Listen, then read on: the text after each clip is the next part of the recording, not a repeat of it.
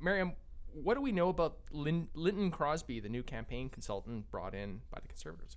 Well, you're right. His sort of moniker is the Wizard from Oz because he's known to sort of really orchestrate these successful Conservative campaigns in different countries. Also, he's from Australia, yes. So that's the Wizard from Oz. Yeah, gotcha. Reference. Got it. Thank you, Paula.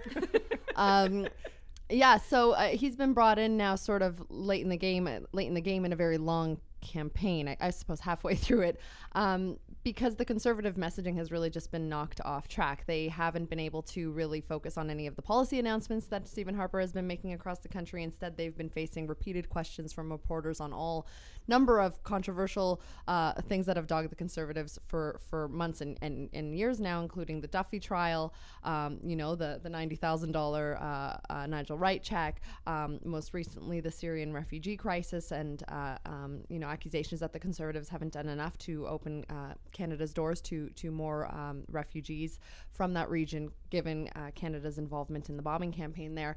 So this is sort of happening.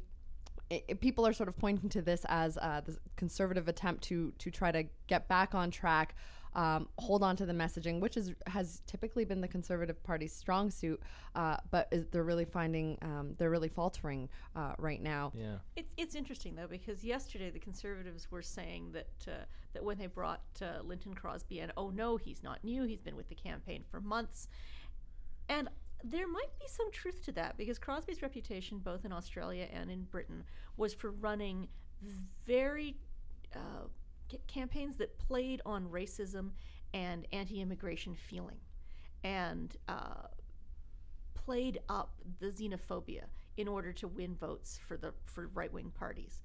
I don't know if that's the right messaging for Canada right now at this moment, and it may explain some of the Conservative reaction to the outcry over the Syrian refugee crisis, because if Crosby's been giving them their strategic advice and direction, maybe that's why they've sounded so xenophobic. And I don't think, maybe that worked for David Cameron in Britain, maybe that worked for Howard in Australia. I'm not sure that that's going to work in Canada right now. What somebody needs to do for the Conservatives, they've got their base. Their base is solid. People who like Stephen Harper are going to vote for Stephen Harper. And that's about 30% of the electorate, and that's about where they're polling.